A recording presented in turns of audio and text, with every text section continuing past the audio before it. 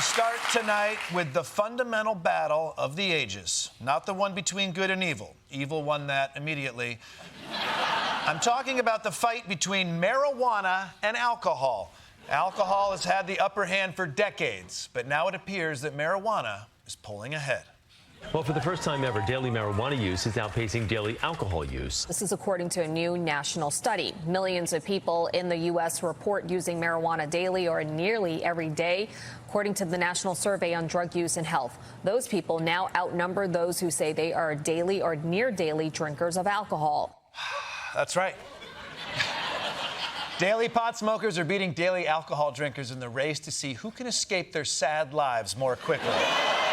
But in some ways, it makes sense. You know, edibles are just much more efficient than booze. I mean, have you ever tried to get a trick-or-treater drunk? It's almost impossible. Of course, the rising popularity of weed is a good reminder to the beer industry that they got lazy.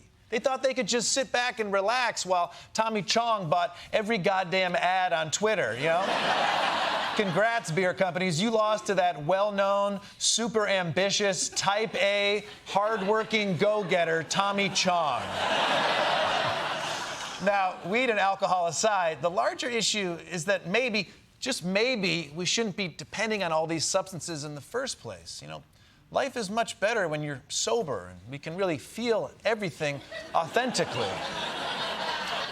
That's an epiphany I had on my weekly ayahuasca voyage, so... Let's move on to the presidential race. You may remember that the end of the Republican primary campaign saw a bitter feud between Donald Trump and Nikki Haley.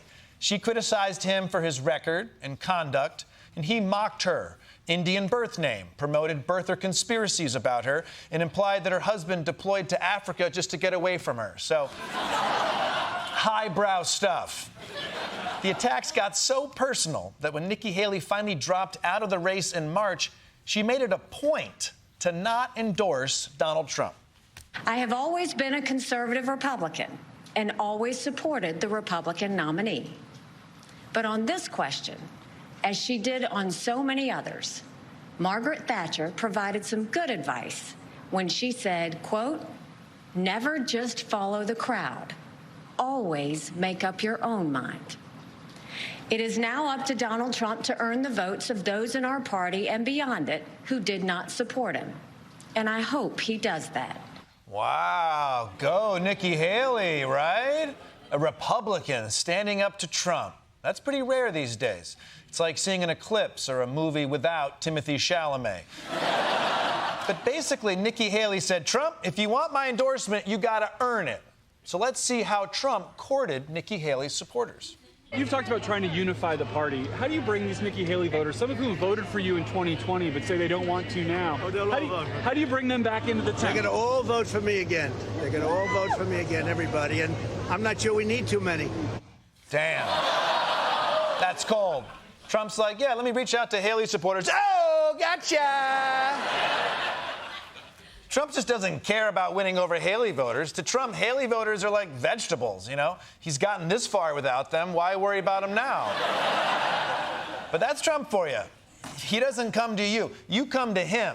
He's not going to grovel for your support. He's not going to work to unify the party. He's not going to meet you at a coffee shop halfway between his house and your house.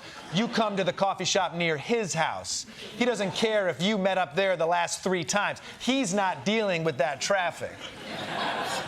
But you know what that means? Donald, if you're going to take Nikki Haley's voters for granted like that, then good luck getting Nikki Haley to vote for you.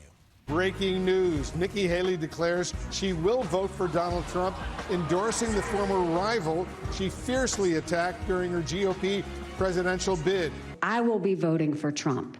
Having said that, I stand by what I said in my suspension speech. Trump would be smart to reach out to the millions of people who voted for me and continue to support me. What the hell, Nikki? You know? What happened to that Margaret Thatcher quote about never following the crowd? Is there another Margaret Thatcher quote where she said, you know what, who gives a shit? Just follow the crowd, whatever. Yeah. And it's not the hypocrisy that annoys me here. Every loser ends up supporting their party's nominee, but Haley made this whole big show about withholding her support, and then she gave it up for nothing. She'd be the worst kidnapper ever. If you want to see your child, send me $1 million in unmarked bills. Actually, forget it. I'll drop them off at 5. Anyway, I'm sure it'll be worth it, and Trump will reward her for it. Enjoy being ambassador to those islands where the nuclear bombs get tested, Nikki. Let's move on from politics. That's good. It's a good joke. Let's move on from politics to a place that's completely above politics, the Supreme Court. Now, usually we expect this esteemed body to sit above partisan pettiness while it issues rulings that let corporations sell my organs for profit. But last week, an unfortunate issue sullied that image. Justice Sam Alito is facing calls to recuse himself. This comes after the New York Times published a photo outside Alito's home of an upside-down American flag that's widely viewed as a symbol of efforts to overturn the last election. Alito confirming the photo, telling the Times, quote, "I had no involvement whatsoever in the flying of the flag. It was briefly placed by Mrs. Alito in response to a neighbor's use of objectionable and personally insulting language on yard signs." Yeah, Mrs. Alito's fault, huh? Yeah. I feel you, Sammy, you know? My wife's always squabbling with the neighbors, too. I mean, her squabbles don't usually end with her raising the flag of insurrection against the United States, but maybe your neighbors are just that bad? Yeah. But hey, Sam Alito is a Supreme Court justice, the pinnacle of moral integrity. If he said he has nothing to do with it, then I believe him, and I believe that it's never going to happen again. New questions surrounding Supreme Court Justice Samuel Alito after a second controversial flag was hanging outside one of his homes. The New York Times reports an Appeal to Heaven flag carried by January 6 rioters was photographed at his New Jersey beach house last summer. The flag, which features a pine tree and the phrase "Appeal to Heaven," dates back to the Revolutionary War.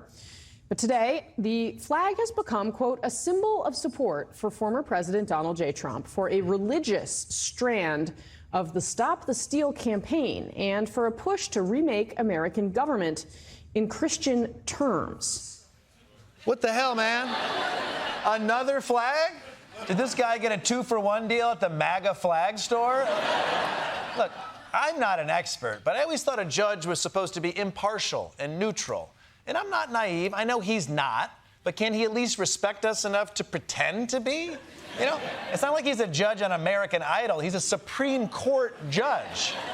But he's stunting on us like a soccer player popping his jersey after a goal. I killed Roe v. Wade, bitches. I killed Roe v. Wade, bitches. But if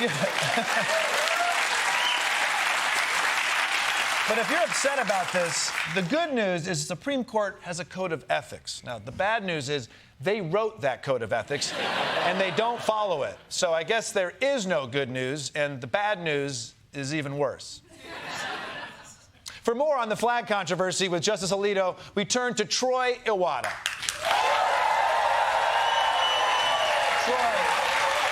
Troy, you're outside Justice Alito's house at the Jersey Shore right now. What's the mood down there? It's awful, Michael. It's the Jersey Shore. Stop sending me here. It's like if Florida wore too much cologne. Okay, but what can you tell us about the flags at Alito's house? They're very provocative. Well, it's worse than that, Michael. These flags are very confusing.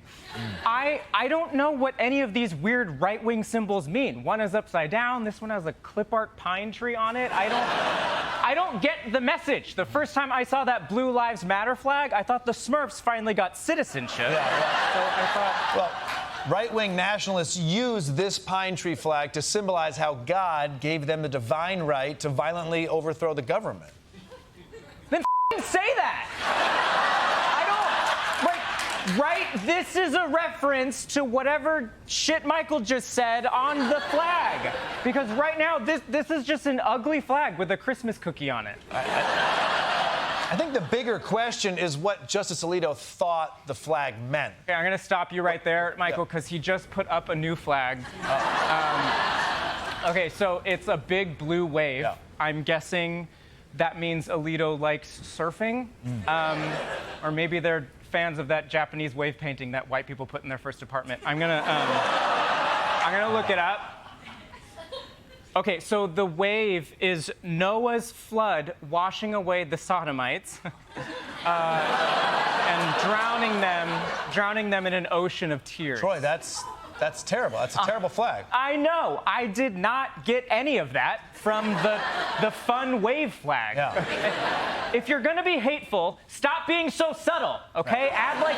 Add a tiny gay person drowning under the wave or something. You know what flag works? That don't tread on me flag with the angry snake. Yep. I get that. I know where not to tread. Or the Punisher skull. When someone is wearing that on their shirt, I know that they're saying, I'm divorced. Right. You know? Or you can have a flag like Saudi Arabia. I can't read Arabic, but I know what a sword is. It's like, message received. Maybe Samuel Alito should hire Saudi Arabia's flag guy. Okay. Troy, hold up. There appears to be a new flag is up behind you. Ugh. Okay. All right, it's a Bible holding a gun. Oh my God! I love it. Okay. Right. See, I get that. Yeah. Straight to the point. I am pissing my pants in fear, but I know why. Yes.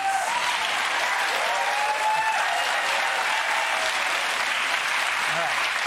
Thank you, Justice Alito. God, it must be nice to own a home. Troy Iwata, everyone.